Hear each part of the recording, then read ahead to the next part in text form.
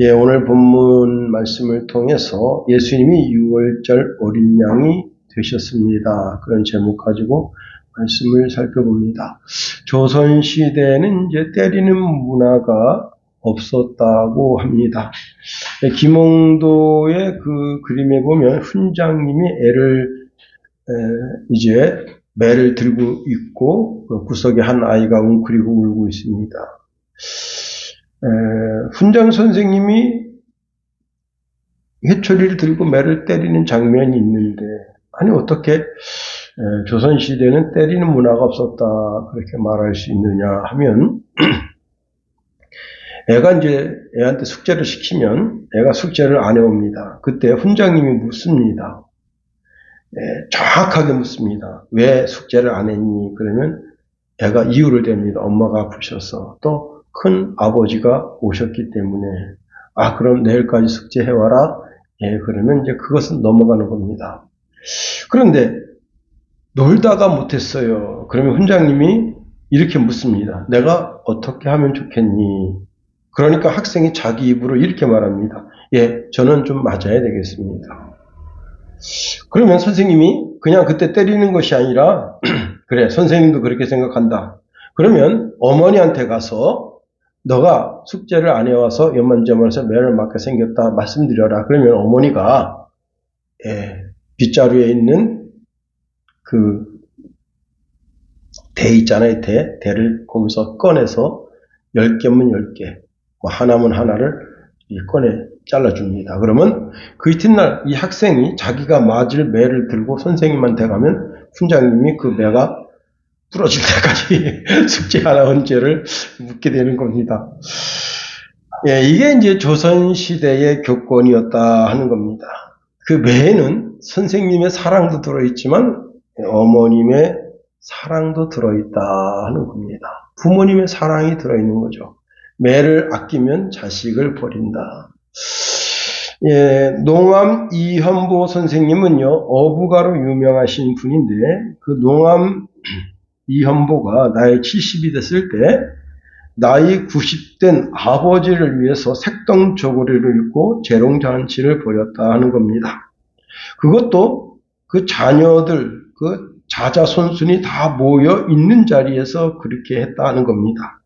농암 선생이 꽃가옷을 입고 춤을 춘 까닭은 늙은 부모님이 그걸 기뻐하셨기 때문이다 하는 거예요.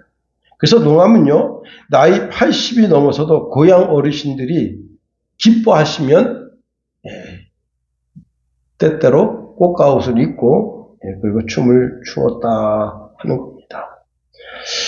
이 세상에서 부모님의 사랑보다 더 높은 사랑은 없습니다. 가장 숭고한 사랑이 부모님의 사랑이다. 그런데 우리는 이와 같은 사랑이 또 있음을 알게 됩니다. 그것이 바로 하나님 아버지의 사랑입니다. 이사야서 49장 15절 16절에 보면 여인이 어찌 그 젖먹는 자식을 잊겠으며 자기 태에서 난 아들을 긍휼히 여기지 않겠느냐. 그들은 혹시 잊을지라도 나는 너를 잊지 아니할 것이라. 내가 너를 내 손바닥에 새겼고 너의 성벽이 항상 내 앞에 있나니 말씀합니다. 사도 요한은 하나님의 아버지의 사랑을 깨닫고 요한일서 3장 1절에 이렇게 말합니다. 보라, 아버지께서 어떠한 사랑을 우리에게 주사 하나님의 자녀라 일컬음을 얻게 하셨는고 우리가 그러하도다. 그러므로 세상이 우리를 알지 못하면 그를 알지 못함이니라 말씀하십니다. 자, 하나님 아버지의 사랑을 깨닫고 감격하게 됩니다. 우리가 이제 옛날 드린 찬송가 중에 하늘을 종이 삼고 바다를 먹물 삼아도 그 하나님 크신 사랑 다 기록할 수 없겠네 라는 찬송이 있었습니다. 그렇습니다. 하나님은 우리를 사랑하셔서 하나님 자신을 주시고 뿐만 아니라 하나님의 나라를 상속하게 해주셨다는 거예요. 우리를 구원하기 위해서 당신의 외아드님을 이 땅에 보내셔서 날 대신해서 죽게 하시고 그 피로 나를 사서 하나님의 자녀로 삼으셨다. 요한복음 3장 16절에 하나님이 세상을 이처럼 사랑하사 독생자를 주셨으니 이는 저를 믿는 자마다 멸망치 않고 영생을 얻게 하려 하심이라 말씀하십니다. 로마서 8장 32절 말씀에도 보면 자기 아들을 아끼지 아니하시고 우리 모든 사람을 위하여 내어주신 이가 어찌 그 아들과 함께 모든 것을 우리에게 은사로 주지 아니하시겠느냐 말씀합니다. 부모님은요, 자기 자녀를 끔찍이 사랑합니다. 그래서 자기 자녀가 신장이 좋지 않다. 그러면 신장도 잘라서 줍니다. 눈도 빼줍니다. 그렇게 자신을 줄 수가 있는 겁니다. 그런데 하나님 아버지도 자기 자신을 주신다. 그래서 하나님 아버지가 자기 자신을 주시고 자기 자신을 주시면서 우리를 하나님의 자녀 삼으시고 하나님 우리에게 내가 거룩하니 너도 거룩하라. 하나님 아버지가 거룩한 분이시기 때문에 우리도 하나님의 거룩을 닮아서 거룩한 삶을 살아야 되는 겁니다. 그런데 우리가 아무리 깨끗하고 거룩하게 살고 싶어도 여러분 지금 에어컨을 껐다고 제 등에서는 지금 땀이 흐르고 있거든요. 그리고 이 공기 중에는 먼지가 있어서 먼지가 옷에 배게 되는 겁니다. 그럼 어떻게 해요? 옷을 이제 세탁기에 집어넣고 깨끗하게 빨아야 되죠. 내 양심이, 내 마음이 아무리 거룩하고 정결하고 성결하게 살고 싶어도 내 마음에 때가 낀다. 내 인생에 이렇게 저렇게 죄가 묻는 거예요. 여러분 목을 가까이 하면 나도 모르게 그 먹물이 내 몸에 튀는 것처럼 우리가 세상에 살면 아무리 거룩하게 살려고 해도 흠없이 티 없이 살려고 해도 이상하게 이 세상에 그 죄악이 나에게 물들게 되는 겁니다. 그러면 그때 우리는 어떻게 해요? 다시 예수의 피로 씻어야 한다. 예수의 피를 내 전신에 덮어야 한다. 그러면 다시 거룩하게 되는 겁니다. 우리가 이 시간에 예배하러 나오는 것은 예수의 피를 덧입으러 나왔다. 예수의 피를 전신에 뿌리고 싶어서 나온 것이다 하는 겁니다. 이 세상의 석가의 피, 공자의 피, 소크라테스의 피는 그 피로는 우리를 깨끗하게 할 수가 없습니다. 예, 원천적으로 모든 인간에게는 유전의 죄가 흐르고 있다는 거예요. 그래서 그 소크라테스의 피를 나한테 천만 만만 갖다 발라본들 내가 거룩해 줄 수 없는 겁니다. 에덴 동산에 아담과 하와가 하나님의 말씀을 어기고 죄를 지었을 때 어린 양을 잡아서 그 어린 양의 피로 그 아담과 하와의 수치와 허물을 덮었던 것처럼 온 인류의 수치와 허물을 덮어줄 수 있는 것은 오직 어린 양 대신 예수님뿐이다 하는 겁니다. 하나님의 아들이신 그리스도 예수가 마귀에 의해서 발이 못 박히고 손이 못 박히고 그리고 얼굴에 모든 이제 그 가시면류관을 위해서 얼굴이 찢기고 전신이 채찍에 의해서 다 상흔을 입으신 그 어린 양의 피로 그래서 창세기 3장 15절에 이렇게 말씀하고 있네요. 내가 너로 여자와 원수가 되게 하고 너의 후손도 여자의 후손과 원수가 되게 하리니 여자의 후손은 내 머리를 상하게 할 것이요 너는 그의 발꿈치를 상하게 할 것이니라 말씀합니다. 자, 오늘 본문으로 가봅니다. 1절에 예수께서 이 말씀을 다 마치시고 제자들에게 이르시되 예수님이 설교 말씀을 마치셨습니다. 이게 무슨 말이냐?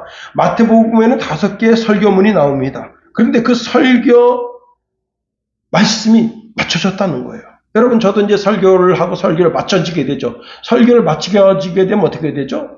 이제 우리가 찬송을 하고 또 축도를 받고 그리고 집으로 돌아가게 됩니다. 예배가 마쳐집니다. 예배가 마쳐지면 어떻게 되죠? 새로운 이 교회 안에서의 삶이 아닌 교회 문을 벗어난 새로운 삶이 시작된다 하는 겁니다. 마치 오늘 본문에 이 말씀을 다 마치시고라고 하는 말은 이제 전혀 새로운 장이 열려진다는 거예요. 그 새로운 장이 뭐냐? 2절입니다. 우리 다 같이 한번 읽어봅니다. 2절 시작. 너희의 아는 바와 같이 이틀을 지나면 6월절이라 인자가 십자가에 못 박히기 위하여 팔리우리라 하시더라. 자, 예수님께서는 이 땅에 오셔서 지상사역, 즉 선지자 사역을 다 완수하시고 이제는 제사장직을 수행하려 하시는 겁니다. 대제사장의 직을 수행하시려고 하시는데 대제사장의 직을 수행하시는 것이 뭐냐면 당신이 십자가 제단에서 온 인류를 위해서 희생당하는 어린 양이 되고 주님께서 이제 당신이 흘리신 그 피를 가지고 천상, 즉 천국에 있는 하나님의 번제단에 그 피를 갖다 뿌려서 온 인류를 누구든지 예수 그리스도께서 내 구주이심을 믿는 자마다 모든 죄를 용서하는 대속의 은혜를 주시기 위해서 이제는 대제사장의 직무를 수행하려 하시는 겁니다. 이 일을 히브리서에서 이렇게 말씀하고 있네요. 히브리서 10장 11절 15절에 보니까 그리스도께서는 장래 좋은 일에 대제사장으로 오사 손으로 짓지 아니한 것 곧 이 창조에 속하지 아니한 더 크고 온전한 장막으로 말미암아 염소와 송아지의 피로 하지 아니하고 오직 자기의 피로 영원한 속죄를 이루사 단번에 성소에 들어가셨느니라.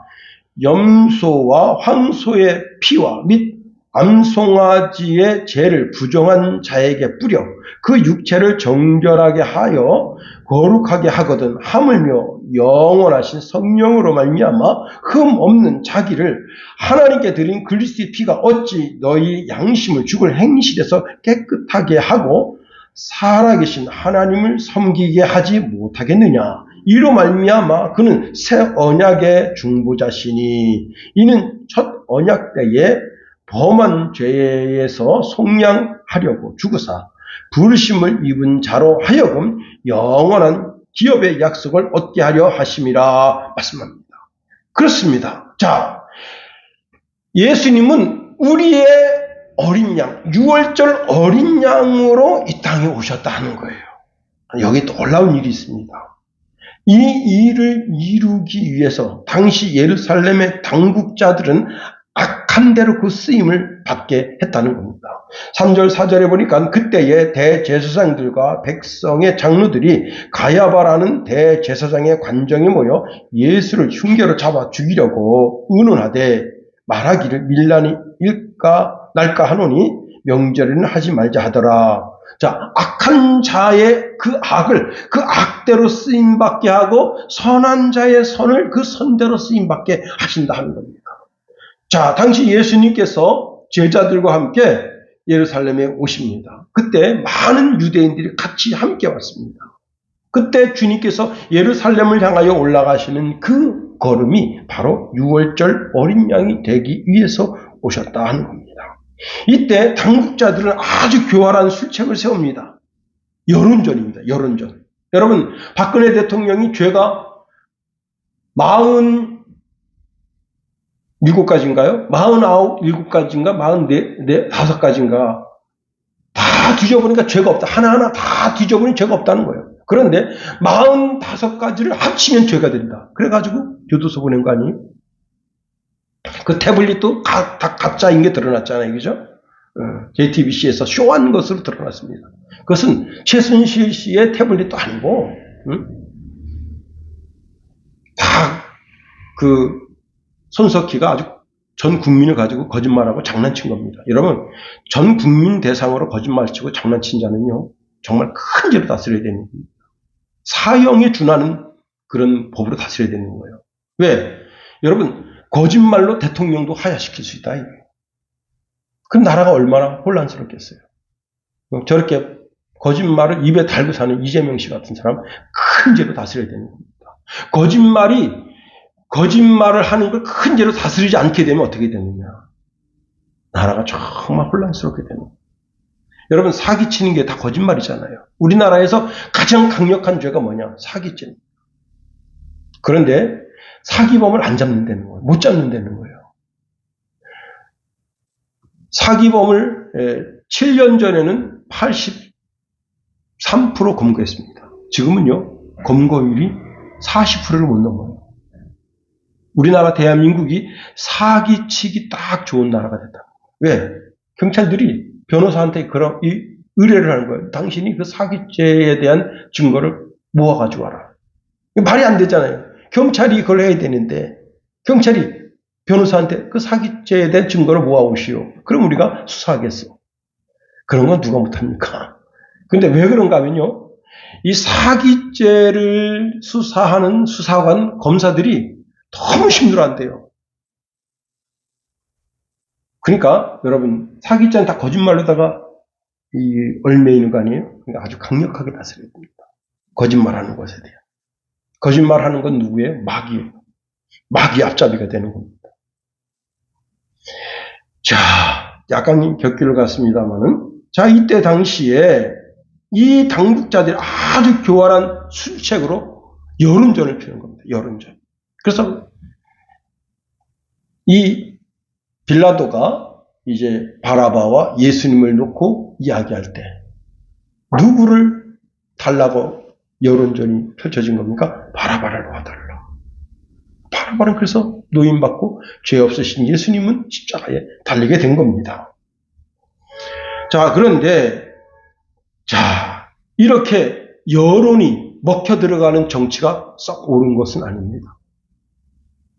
누구의 목소리가 크다고 해서 그 목소리가 정책에 반영되고 특히 법원, 가장 공명정대해야 할 법원에서 먹혀 들어간다. 그런데 그 하나님께서 그걸 다 수용하고 계시다는 거예요. 그런데 그런 악을 통해서, 그런 죄악을 통해서 이 땅에 주님께서 어떻게 해요? 십자가를 지시게 되고, 그리고 죽은 지 3일 만에 부활해서 부활의 주가 되시는 겁니다. 이때 죽으신 예수님이 그 죽은 절기가 뭐냐면 유월절이에요. 유월절. 이 유월절이라는 말 뜻이 무엇인가 하면 넘어가다, 지나가다 라는 뜻입니다. 이 유월절은 이스라엘 백성들이 출애굽할 때 하나님께서 그 이스라엘 백성들을 출애굽시키는 그 여정에 애굽 땅에 10가지 재앙을 내립니다. 그 10가지 재앙 중에 9가지 재앙을 바로가 그 재앙 속에 들어갔다가 나오면 변심하고 들어갔다가 나오면 변심하고 그래서 10번째 재앙이 뭐냐면 모든 장자에 죽는 재앙인 거예요. 자, 여러분 출애굽기 말씀에 보면요 모든 장자가 죽는데 왕의 장자가 죽고 맷돌 돌리는 여인의 장자가 죽고 짐승의 첫 새끼가 죽는 정말 무서운 밤입니다. 애굽 전역에 통곡이 있는 밤이에요. 그런데 어린 양을 잡아서 그 어린 양의 피를 문설주와 인방에 바른 사람, 그 집은 죽음의 천사가 그 집을 넘어갔다. 패스 오버 했다는 거예요. 패스했다, 패스. 패스해서 넘어갔다는 거예요. 그런데 여러분, 그 이스라엘 땅 안에 이스라엘 백성들은 정결하고 깨끗하고 거룩한 삶만 살았나요? 아닙니다. 그 속에도 강간범이 있고 살인죄를 저지른 놈이 있고 사기꾼이 있고 별의별 죄악을 지은 놈들이 다 있는 거예요. 그리고 이스라엘 백성만 출애굽한 것이 아닙니다. 그때 당시에 누구도 출애굽했는가 하면 중다한 잡족들이 같이 출애굽했습니다. 이 중다한 잡족들은 말씀이 없기 때문에 막 사는 거예요. 막 사니까 말씀의 경계가 없기 때문에 막 사는 거예요. 그냥 뭐가 죄인지 뭐가 의로운 것인지 몰라요. 막 사니까 그 사람들도 같이 출애굽을 한 겁니다. 그럼 그 사람들은 뭘 한 거예요? 어느 날 보니까 유대인들이 어린 양을 잡아서 그 피를 갖다 문설주 일방에 바르는 거예요. 그래서 당신들 뭐 하는 거예요? 그랬더니 우리 그 지도자인 모세께서 말씀하시기를 문설주 인방에다가 이 어린 양의 피를 바르라. 그런데요, 여러분, 어린 양이 없는 사람은 뭘 발랐겠어요? 닭피. 닭피라도 바르는 거예요. 우리나라 그 시골에 여러분 참 희한한 풍습이 있습니다. 내가 어릴 때 보면요. 그 닭 목을 치잖아요. 그럼 그 피를 받아요. 닭피를. 마시려고 받는 게 아닙니다. 그러면 뭘 하느냐? 빗자루죠, 빗자루. 참 신기한 거예요. 이게. 왜 그렇게 하는지는 몰라. 내가 할머니한테, 할머니 왜 그렇게 하는 거야? 몰라, 임식이야. 몰라. 근데 이렇게 하는 거래. 그리고는요, 그 닭피를 사발에 받아가지고, 닭피가 그냥 진 붉은색이죠. 그러면 빗자루 끝에 이렇게 그 솔기를 딱 떼어가지고, 그거 갖다가 문에다가 탁 세 번 뿌려요. 그 문에다 왜 그렇게 뿌리냐? 이게 뭐냐면, 잡귀가 들어오지 말라고 한다. 잡귀가 뭐예요? 귀신. 여러분 그 동지 섣달에 뭐 해먹죠? 팥죽 해먹잖아요. 그 팥죽이 붉은색 있잖아요. 왜 그 붉은색으로 팥죽을 해먹냐? 그리고 팥죽도 말이죠. 그거 뿌립니다. 마당에다가. 왜? 더러운 기운, 사단의 기운이 들어오지 못하게 한다. 야, 이게요. 가만히 들여다보면 이게 신앙이냐. 신앙. 응? 이걸 미신이라고 말하지만 가만히 들여다보면 이 사람들이 성경에서 뭔가를 보고 그렇게 하는 거구나. 소피 받아다가 소피 문설주 인방에 바르는 거구나. 여러분 그런 게 어디 나와요? 어디 나옵니까? 응? 성경밖에 없어. 무슨 뭐 동의보감에 나오는 줄 알아요? 응?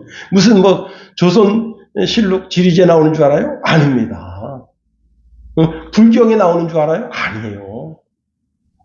성경이에요. 그래서 내가 볼 때는 이 땅에 천주교가 들어왔지만은 그 천주교를 다녔던 기독교를 다녔던 그 사람들이 출애굽 사건을 보고 이렇게 하는 거구나. 문설주 인방에다가 빗자루 솔깃 해가지고 그게 우슬초란 말이야. 우슬초. 성경에 우슬초 칙칙칙 뿌리는 거예요. 그래서 할머니 왜 하는 거야? 이렇게 하면 잡기가 안 들어와 이놈아. 응? 그렇습니다. 그러니까 유대인들, 이스라엘 백성들만 문설주와 인방의 피를 바른 것이 아니고 누구도 이 중다한 잡족도 다 그렇게 자기 집 문설주와 인방의 피를 발랐다. 이것이 패스오버 6월절이다. 우리 예수님이 죽음의 신 사단이 역사하지 못하도록 누구든지 예수 그리스도를 믿기만 하면 죽음의 신 사단이 그를 패스오버 하도록 하시는 역사를 우리에게 주시는 분이시다. 주 십자가를 지심으로 죄인을 구속하셨으니 그 피를 보고 믿는 자는 주님의 진노 면하겠네.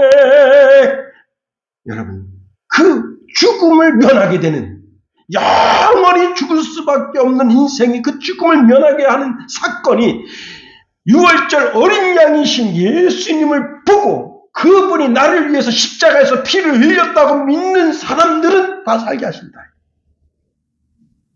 여러분 오늘 오전에도 살펴보았습니다마는 여리고성이 다 망하는데 빨간 밧줄을 자기 문에다가 건 여성이 있습니다. 그 여성은 기생 라합이라. 기생이라고 했지만 사실은 이 여자는 가장 추악한 자기 몸을 파는 그런 창녀의 삶을 사는 거예요. 그런데 그가 이스라엘에 대한 소문을 듣고 하나님에 대한 소문을 듣고 이 하나님이 전능하신 하나님이라고 믿기 시작하고 그때부터 어떻게 해요? 그 하나님을 자기 마음속에 둔 거예요.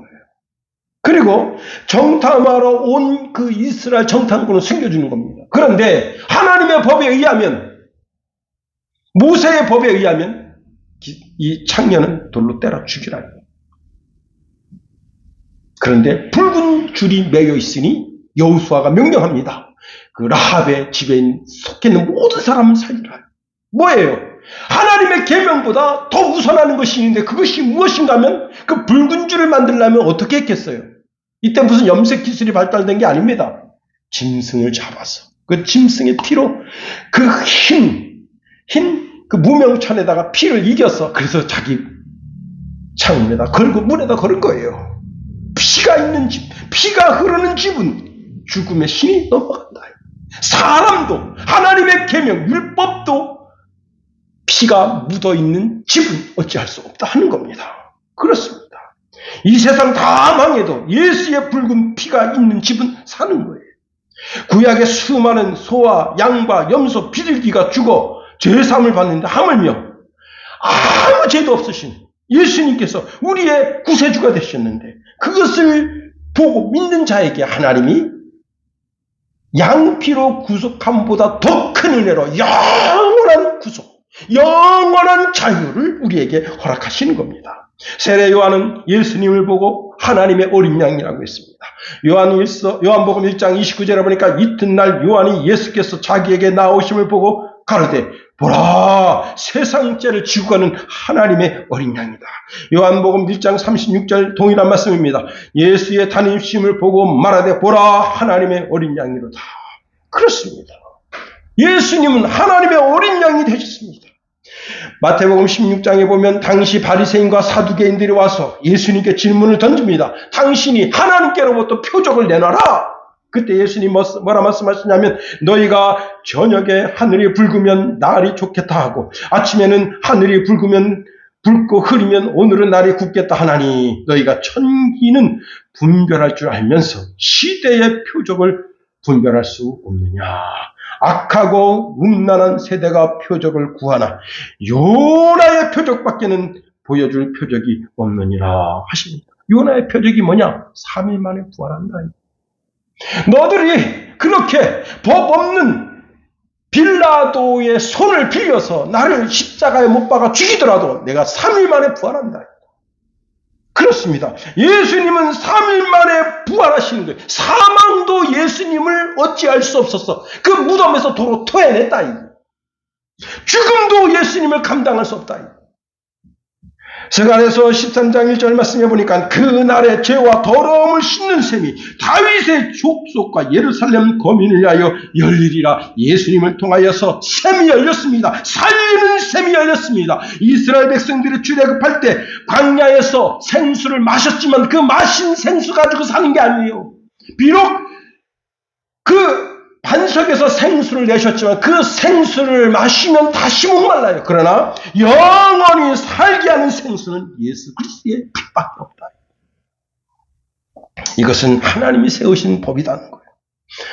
제가 한 2, 3주 전에도 한번 말씀드린 적이 있었는데 천사가 막 배가 아파서 막 어쩔 줄 몰라. 특히 루시퍼가. 왜? 아니 저렇게 죄를 많이 짓는 저 인간이 살인죄도 짓죠. 여러분 모세도 살인죄 저질렀잖아요. 응? 그런 인간이 어떻게 하나님을 믿어가지고 죄 사함 받고 하나님의 자녀가 되는데 우리는 하나님을 섬기면서 죄도 안 짓고 날마다 거룩하게 하나님처럼 거룩하게 사는데 우리는 영원히 종이냐. 그래서 삐딱선을 탄 거예요. 그 천사들이 히브리서 말씀에 보면 이상하게 여긴다는 거예요. 이거 뭐야 이거? 아니 어제까지 아유 저 인간 아유 저 지옥불에 들어갈 인간이구나. 아유 내가 주님이 이 땅에 강림하셔서 죄지면 저 인간 끌어다가 지옥불에 던져야지. 그렇게 맘먹었던 인간이 어느 순간에 예수 믿어가지고 하나님의 자녀가 돼서 하나님 아빠 그러고 자기는 그 인간을 섬기는 종이야.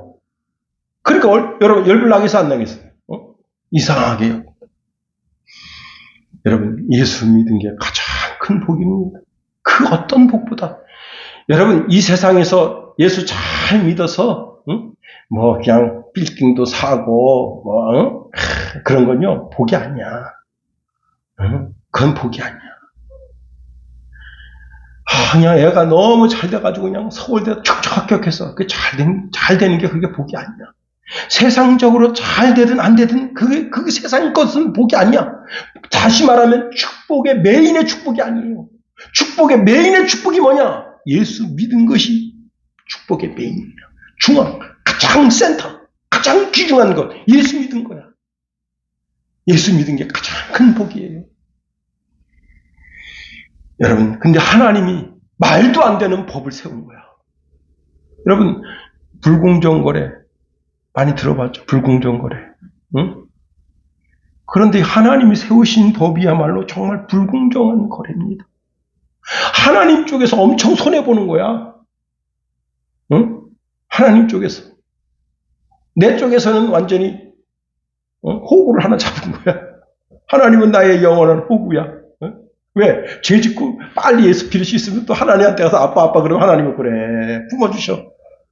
나는 영원한 호구를 잡은 거야. 예수님은 나의 영원한 호구. 하나님은 나의 영원한 호구. 응? 얼마나 우리가 뻔뻔합니까? 그렇습니다. 여러분, 정말 눈 뜨고 못 봐줄 죄를 짓고도 예수 앞에 나와서 주여 죄송해요. 육신이 약하잖아요. 그래서 죄를 질 수밖에 없습니다. 하고 예수 이름으로 기도합니다. 하고는 하나님 아버지. 이야, 이거 진짜 낯간지러운 거예요, 정말. 응? 그렇습니다. 이게 하나님이 세우신 법이야.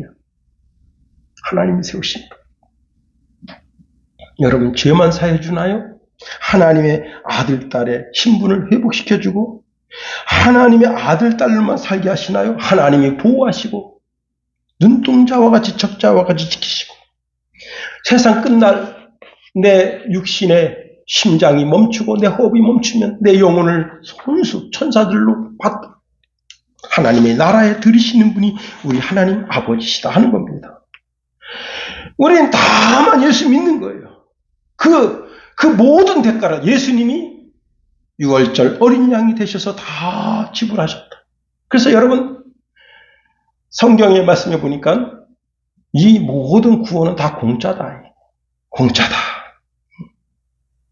자, 그리고 우리 주님은 우리의 죄를 다 용서해 주시고는 다시는 기억지 않으신다.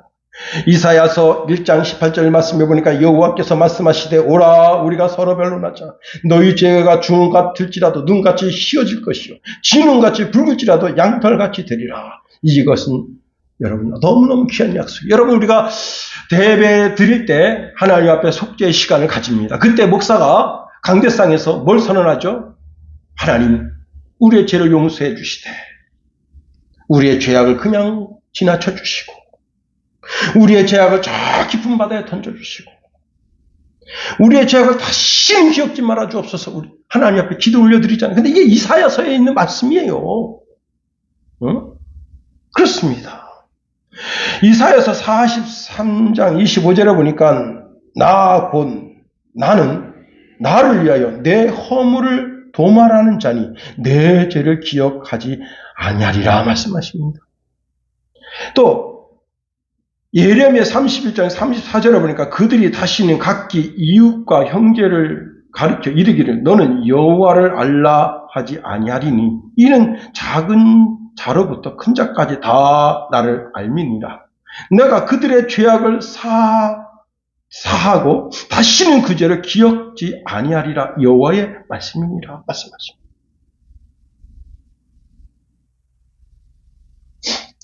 어떤 목사님이 자기가 청년 때 죄 지은 것 때문에 늘 괴로워합니다. 실제 제가 어떤 목사님하고 화양동을 지나가는데 그 목사님이 그러는 거야. 내가 청년 때 저기서 참 많이 놀았는데. 그 내가 그 화양동이 뭡니까? 그랬더니 화양동을 모르세요? 그러더라. 난 모른다고. 그랬더니 제가 이제 나중에 그 화양동에 갔더니 거기가 매운굴입니다. 창녀촌이에요. 와, 깜짝 놀랐습니다. 새벽에 특별 새벽 예배를 해서 성도님들 모시러 가는데 빨리 가려고 지름길로 빨리 가려고 딱 갔는데 여러분 거기가 와, 깜짝 놀랐어. 근데요, 그분이 이런 말 합니다. 자기는 강대상에 딱 주일 예배 드리려고 딱 앉으면 그때 최악이 거기 청량리 화양동 그다음에 그 천호동 자기 놀던 때 그때가 생각난다는 거. 그 죄악이 생각난다는 거. 너무너무 괴롭다는 거예요. 나는 내 죄를 알고 있어. 내 죄가 나를 괴롭혀. 그러나 하나님 기억지 않으신다. 여러분 우리가 하나님 앞에 담대히 나아갈 것은 과거에 지은 내 죄가 오늘의 나를 망치지 않도록 해야 합니다. 신앙인들은 과거의 죄를 잊어야 되는 거예요. 이전 일을 기억지 말라고 말씀하십니다.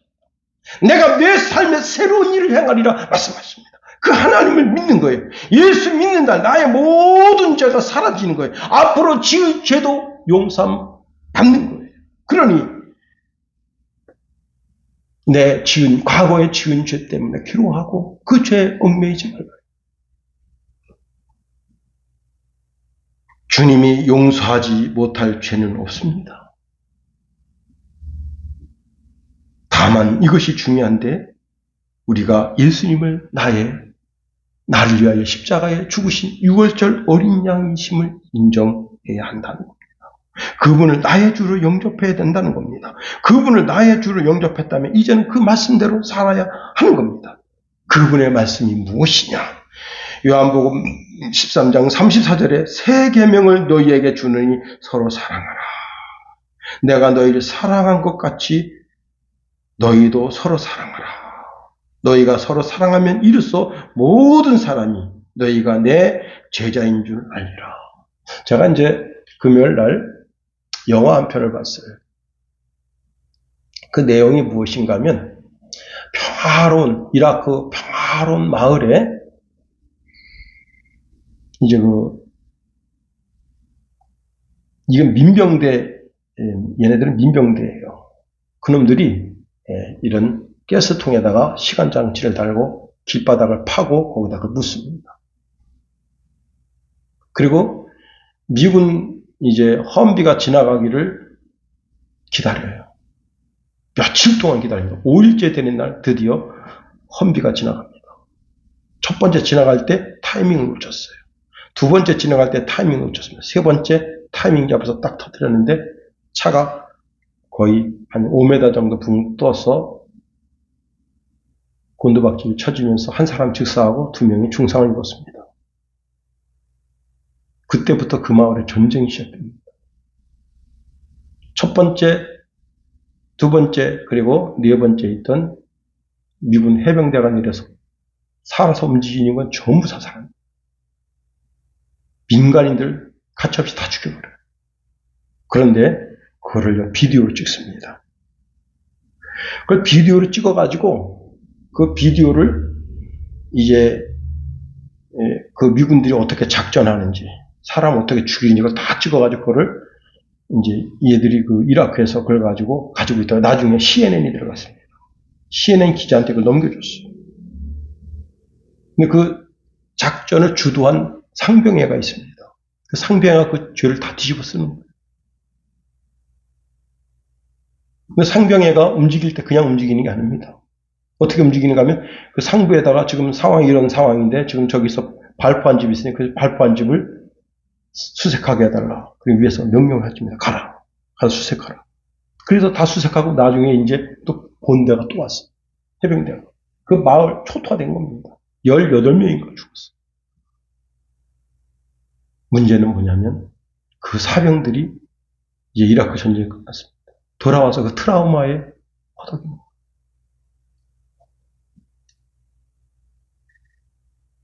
자기가 그렇게 사람 죽인 것 때문에 자살합니다. 와, 전쟁의 상흔이 그렇게 심한 거야. 옛정 일을 잊지, 다 잊으라. 그리스도 안에서 새초. 제가 그 영화를 보면서 그 폭탄을 파묻을 때 그 주민들이 미군들한테 빨리 이야기해서 이거를 조치하게 했으면 5일 동안 지켜봤다고요. 그 5일 동안. 사고가 안 났습니다. 애꿎은 이라크 양민만 18명 죽은 거예요. 그 보면서 가슴 찢어들어. 그리고 그 전쟁 상흔 때문에 고통당하는 그들. 저들에게 답이 없겠는가. 이제 말씀을 마칩니다. 영원한 숙제, 영원한 고통, 영원한 괴로움. 거기서 빠져나올 길은 예수뿐인데 하는 생각뿐이었습니다. 기도하겠어요.